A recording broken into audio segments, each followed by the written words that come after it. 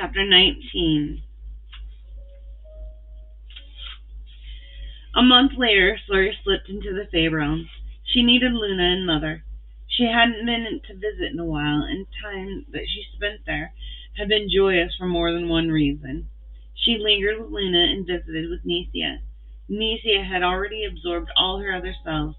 Only the tiny child remained at her side. Necia accepted that the child may never be ready to return to her, and she let the child run free with the Fae. Sawyer was smiling on her return to the house, but her smile quickly vanished when she rocked through the realms. Her house had been torn apart, and the bodies of her dead staff lay everywhere. The front doors were wide open, and she could see more bodies outside.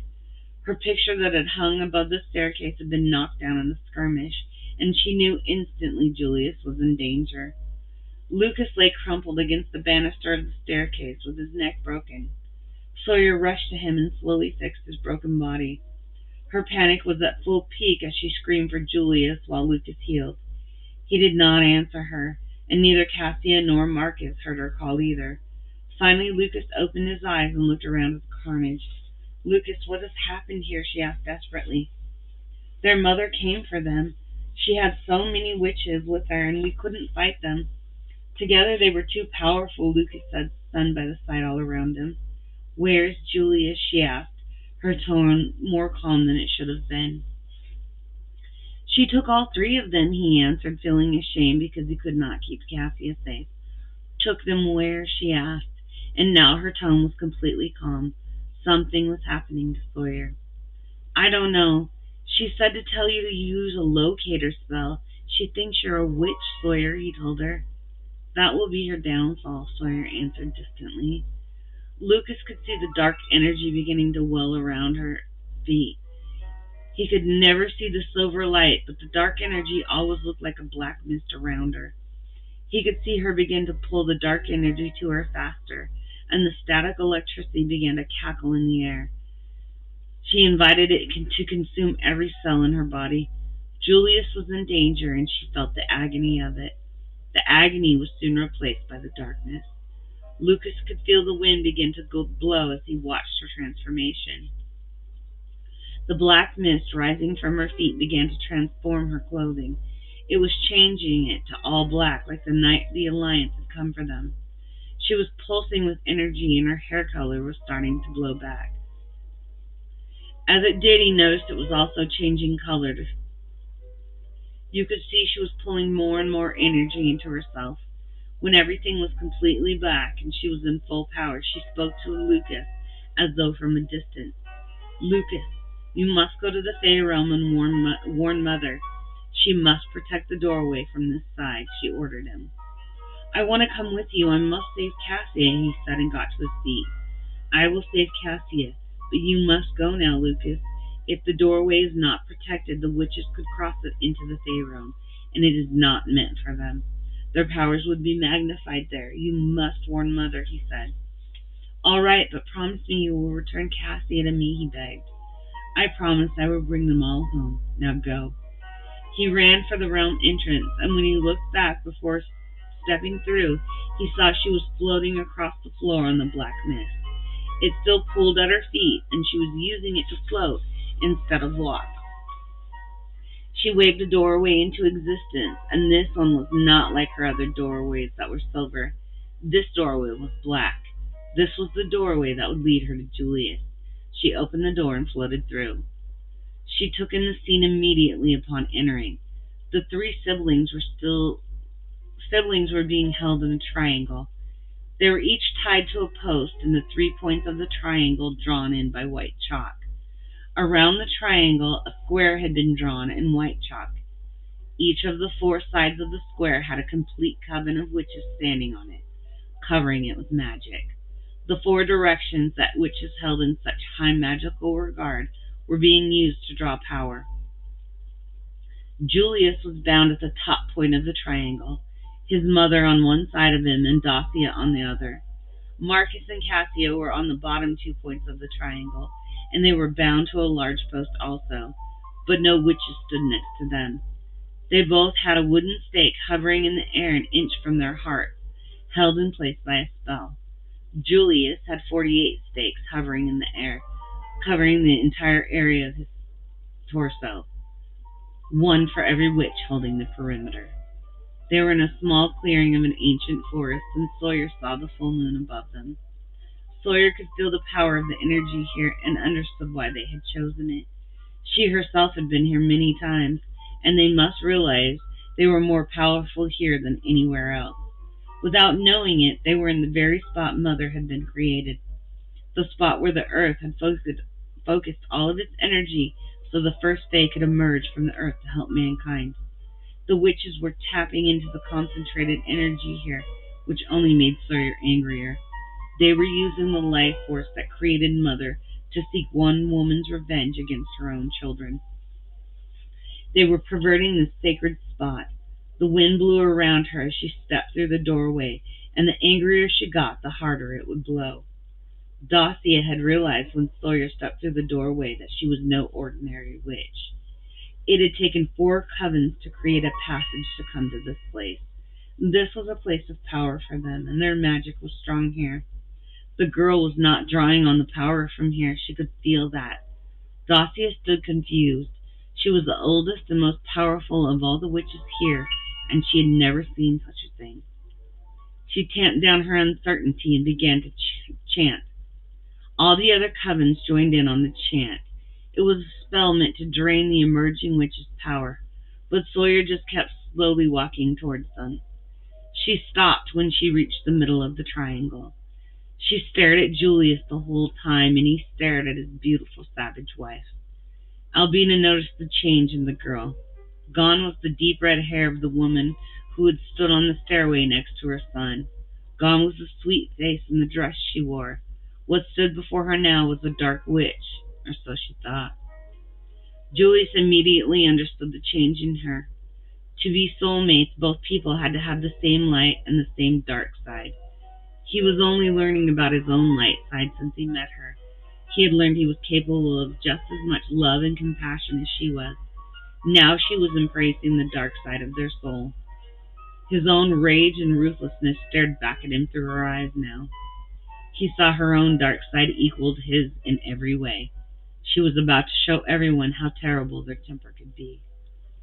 Cassia lost all fear when she saw Sawyer walk past her. She knew then that her mother should have just left Julius alone. Marcus was stunned when Sawyer walked past him.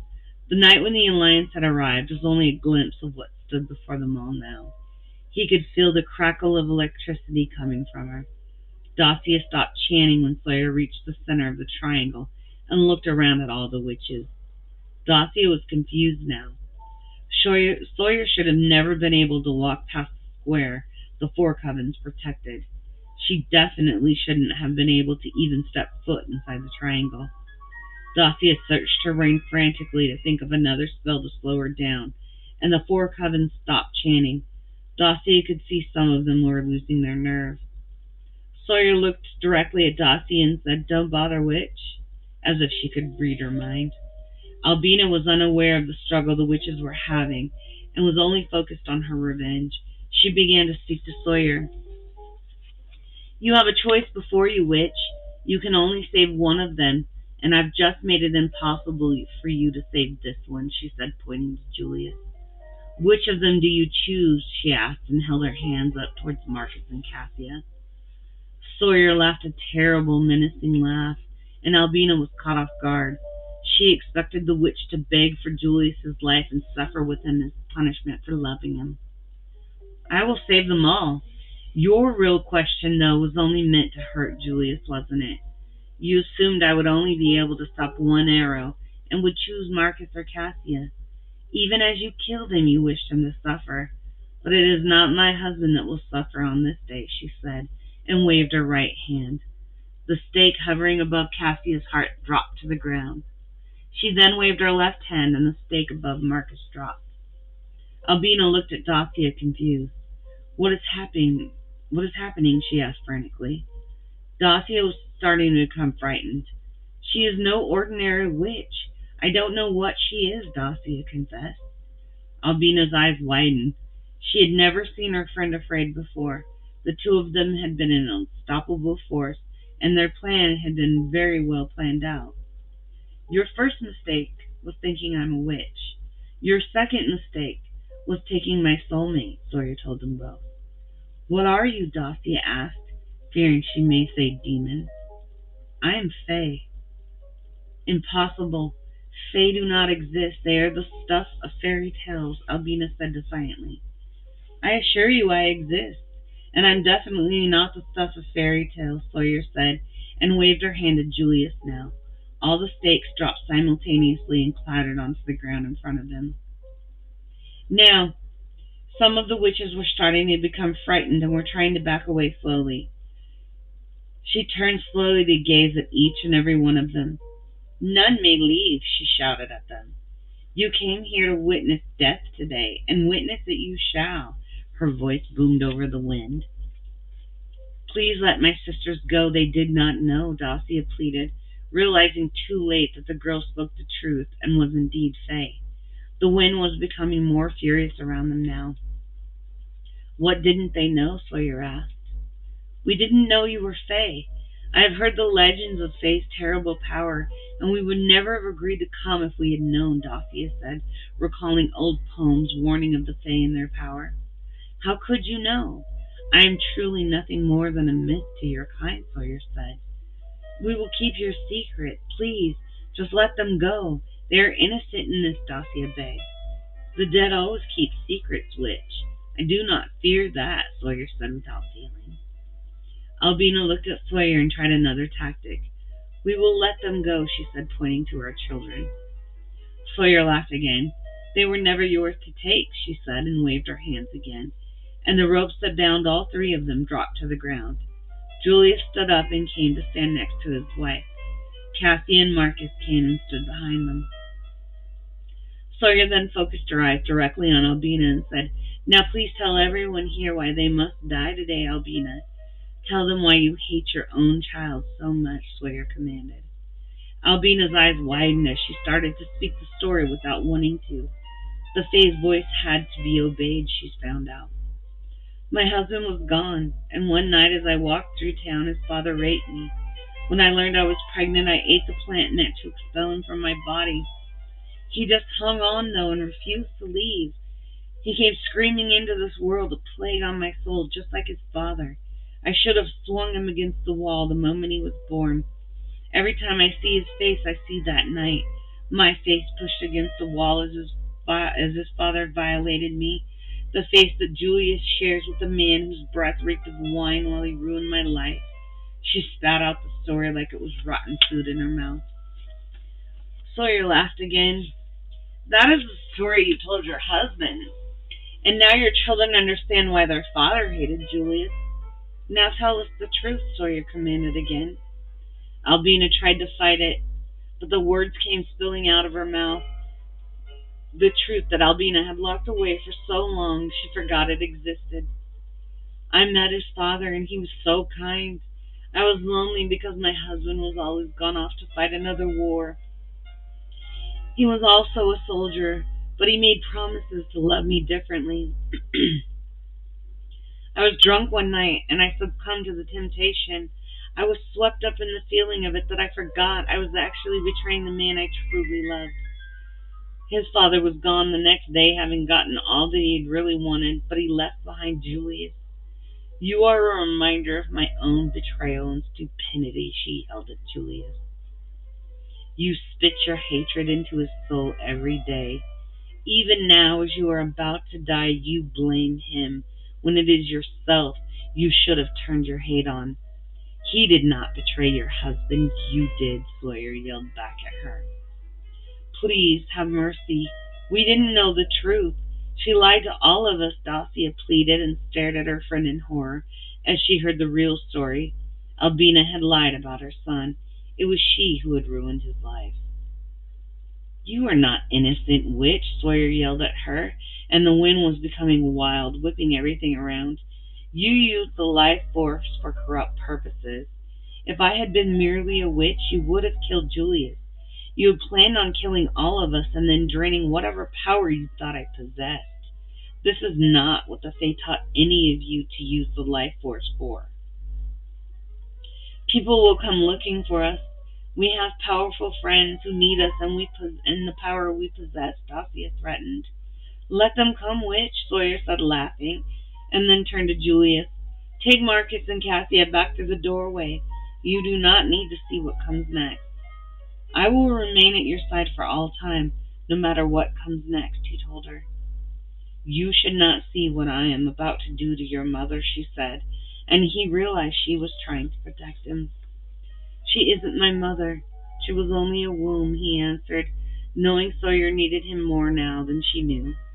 She nodded at him and then stepped back from him as the black mist pulled once again at her feet. She spoke to all the witches. Witches, you have abused the power of this place far too long. The first fae sprung to life in this very spot. Instead of using the life force to help one another as we intended, you used it for dark purpose. There is a difference between light and dark energy. Now you will truly know both. She rose slowly in the air above them, raised up by the black mist, and waved her hands. Their bodies began to change. Their hair became branches that covered the tops of their heads. As their bodies began to transform into wood, some of them screamed in terror. Have mercy, Dacia screamed as their own legs became tree trunks. I have no mercy to give, Sawyer answered her. It was then that Mother and the other fae stepped through Sawyer's black doorway and watched as the witches were being turned into tree spirits. Dacia saw the fae emerge. So it is true. The fae are real, she said in amazement. Mother watched as the witches' bodies turned slowly to wood. Their arms were pulled to their sides and became part of the trunk of the trees. When the transformations were complete, only their eyes remained, and all of them stared out in terror. Sawyer still floated above them and spoke. You are now tree spirits. Go and plant yourself among the forests. You will only come alive if a fae calls upon you. When you are rooted, you will feel the life force flow through you, and you will feel its true purpose. You will learn that the life force is at its most important when it is used to nurture and grow. You will learn what the power the dark energy has when your leaves wither and your bark starts to fall off. Go now and learn your energy never stops existing and become one with it, she told them and waved them on. Mother watched as Sawyer used the dark energy to lift herself and wondered what else the young fae would be capable of someday. Her powers seemed limitless. All the fae watched as the sound of the 49 trees walking into the forest became deafening. The ground thundered under the fall of their heavy footsteps. They were all in awe of what Sawyer had just done and how she had punished those for misusing the life force. She had indeed been created for this realm. She lowered herself slowly and turned her attention now to Albina. Albina was determined to stay bitter until the very end. Do your worst, fairy. You don't scare me, she said to Sawyer. I will do your worst instead, Sawyer answered. You could never understand me enough for that, Albina said and laughed. I could, though. Just today I found out I carry a child. If Julius had not become my soulmate, it still would have been his child. I would have loved this child even if it had been tethered to another man. Now, not to despite Julius, but because of him. I know now that nothing I could ever do or say would make you see the wrongness of your actions, Albina. So instead I will be giving you all of his memories, and you will live with them forever. I will bring my children to come lay their hands on you and feel the pain their father had to endure. The father they love, because he is a great man despite all of the things you did to him. You will be given these memories, and they will become your own. You will experience them now as he did, and feel the pain he felt.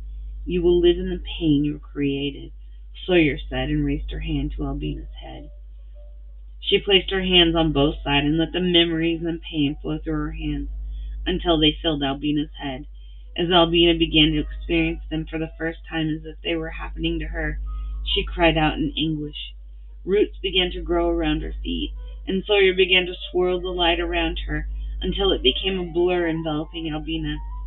When it stopped, the three siblings took a step back and gasped. Albina had been enveloped in a tree, but you could still see her hands clawing to get out, and the outline of her screaming face in the tree trunk. Sawyer then turned to all of them. Her hair was still black and blew in the wind.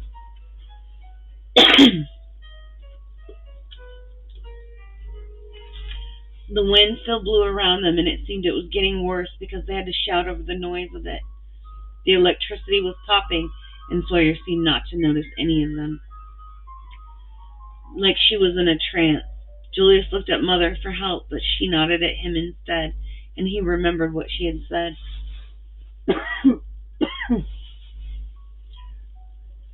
He grabbed her hand and yelled against the deafening wind, "Sawyer, I'm here and you're safe now." She heard his voice through the sound of the wind, although it sounded distant. She looked into his eyes and finally remembered where she knew them from. When she was a child, a man would come into her dreams. He would always beg her to take care of his son, and she would agree. His energy was so kind and loving, and these were the eyes she now saw in Julius. She knew these eyes held love, and she knew then that Julius had the exact same eyes as his father. The wind began to die down and the electricity faded. The dark energy started to recede. Her clothes were fading back to the normal dress she had been wearing, and her hair was returning to its natural color. She had been calmed by her soul's mate. When she was fully returned to him, he gently placed a palm on her stomach and looked into her dazzling green eyes. "Is it true?" he asked, hopeful. She placed her hand over his and smiled up at him. "Yes." "How is it possible?" he asked, shocked. "I am the new bloodline of Fae. You and I were created to bring into the world a new kind of Fae," she tried to explain. "For what?" he asked, his brows furrowed. "I'm not sure, Julius. All I know is that our children will help me save the planet," she said, shrugging. Cassia came over smiling and placed a hand on Sawyer's stomach also, then bent down to speak to the baby. "I am your Auntie Cassia, and I will be spoiling you rotten. Your parents are going to absolutely hate it." Then she looked at her brother and Sawyer and said, "I'm going to be the most amazing aunt ever." And they all laughed. Marcus came over, and while usually so reserved, he also placed a hand on her stomach and announced, "I will be teaching this child how to play chess and groom a worthy opponent." They all basked in the moment until Lucas came running through the doorway to find Cassia. He rushed over and picked her up and swung her around. Sawyer saw their silver string glow brightly in that moment and knew the baby would also have an Uncle Lucas to help raise him. Mother then walked to the newly formed tiny family and hugged Sawyer. She congratulated Julius on calming her and praised Sawyer for returning the witch's life force back to the earth instead of trying to destroy them all. Mother then looked around the place where she had sat up for the first time and held such great hope for humans. She had failed to change this realm, and hoped Sawyer and her children could. Mother and the Fae took the tree that trapped Albina to the Fae realm, where it would be guarded for all time with them. While Sawyer and the rest of them tried to put the house back in order, the bodies of the staff were taken for burial in the Fae realm, as this was the place they had been buried since they began serving the Fae. That night Sawyer and Julius stood on their cliffside staring at the moon, his arm around her, and her head was on his shoulder. Their souls were at peace. "Should we consider the name Titan if it's a boy?" Julius asked seriously. Sawyer laughed and said, "Absolutely not."